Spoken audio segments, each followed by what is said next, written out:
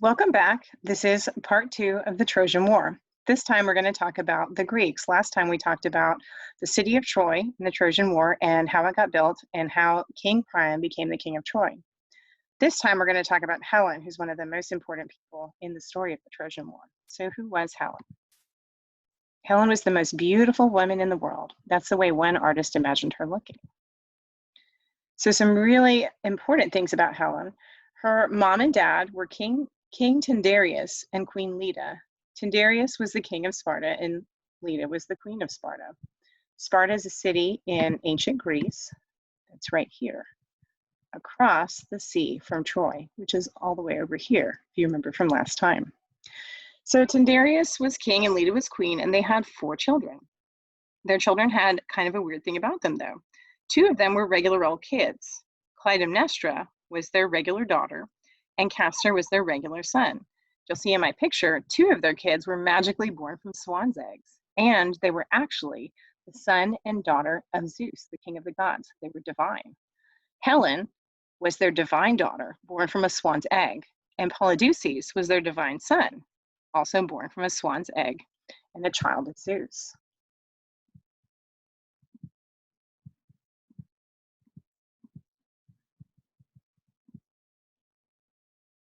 So a little bit more about Helen's brothers, Castor and Polydeuces. Castor and Polydeuces, even though I guess they weren't actually twins, really felt like they were twins, and they acted like they were twins for their whole life. And, you know, twin brothers, they're pretty much inseparable. So they did everything together. Polydeuces was an amazing boxer, and Castor was an awesome horseman. He was a great horse rider. They did all kinds of cool adventures together. One of their adventures, their sister, Helen, who was so beautiful, was seen by Theseus, the Athenian hero. And she was so beautiful that he fell in love with her and he kidnapped her. And so Castor and Pollux had to go rescue her, and they rescued her and brought her back to Sparta. Now, one day when it was time for Castor's life to be over, because he was just a regular guy, he had to go down to the underworld. But Polydeuces, his brother, was the son of Zeus. So he did not have to go down to the underworld. The underworld in ancient Greek mythology was where they believed every regular person went at the end of their life. Good and bad. They all went to the same place, which was the underworld. But Polydeuces did not want to be separated from his brother, even though he was allowed to go up to Mount Olympus, because his real dad was actually Zeus, king of the gods. And so Zeus gave him a choice. You can either go up to Mount Olympus and be a god with us, which is your rightful place, or you can go down and spend the rest of your eternity in the underworld with your brother Castor, if that's what you choose. But Polydeuces came up with a cooler solution. He asked Zeus if he would be allowed to share his immortality half and half. Like, how can you share immortality with a mortal person? And his solution was this. He and Castor would stay together, and one day they would go down to the underworld where all the regular people go. And then the next day, his brother would be allowed to go up with him to Mount Olympus and be like a god. And so in that way, they each got half and half, which is a really cool solution. What a great brother. If you look down at the bottom, there's a cool Latin word here, Oedipal. If you can say that, Oedipal. Oedipal means in Latin, by Pollux. And that is something that Romans said when they were surprised or they were excited about something or actually annoyed with something. You could say Oedipal. So now you have something cool to say when you're surprised or annoyed at somebody, and it means by Pollux, which is pretty cool.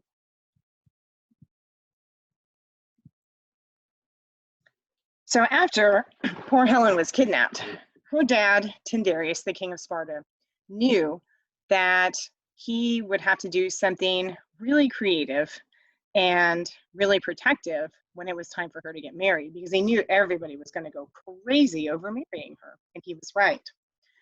So a lot of people wanted to marry Helen when it was time for her to get married. They all came up to King Tyndareus and asked if they would be allowed to marry Helen, the most beautiful, supernaturally gorgeous woman in the world, and have her as their queen. 3 of her most important suitors were Odysseus, the king of Ithaca, Agamemnon, the king of Mycenae, and Menelaus, who later became the king of Sparta. I'll show you where these places are.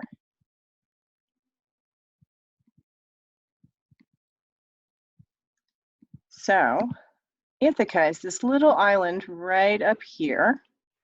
And then Sparta, of course, we know is right here. And then Mycenae is a city up here in the north. So Tyndareus didn't know what to do. All of these powerful and amazing kings wanted to be her husband, but he knew if he chose one of the kings as her husband, the other ones might go crazy and then come declare war on Sparta and try and take it by force or kidnap her or something like that. He knew it was going to be a bad life for Helen. And so he was trying to find a way to protect her. He did not know what to do. So he went to the smartest of the Greeks, who happened to be Odysseus, the king of Ithaca. Even though he had asked to marry Helen, when King Tyndareus came to him and asked him for a solution, he came up with a really good plan. He said, King Tyndareus, you need to make everybody swear an oath. An oath is a very solemn promise that you cannot break.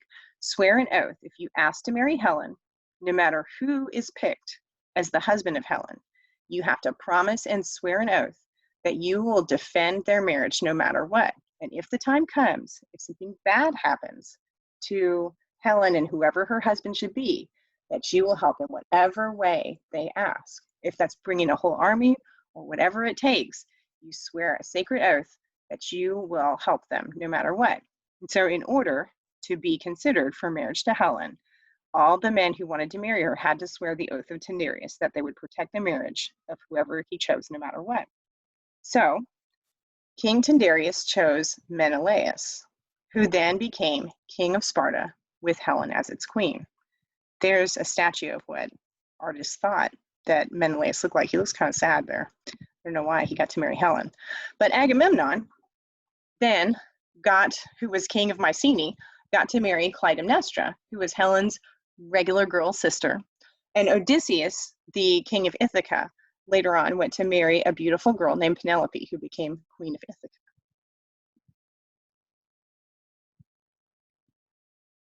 So now Helen is queen of Sparta, and Menelaus is the king of Sparta.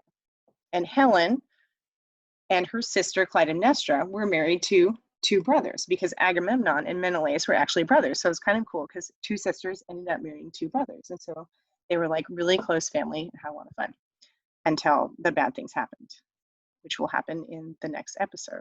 So let's review a little bit. What city did Helen come from? Who was her real father? Who rescued Helen when she was kidnapped? And then who became her husband? And here's your challenge question.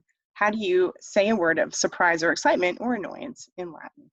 I hope you enjoyed this episode, and I'll see you next time.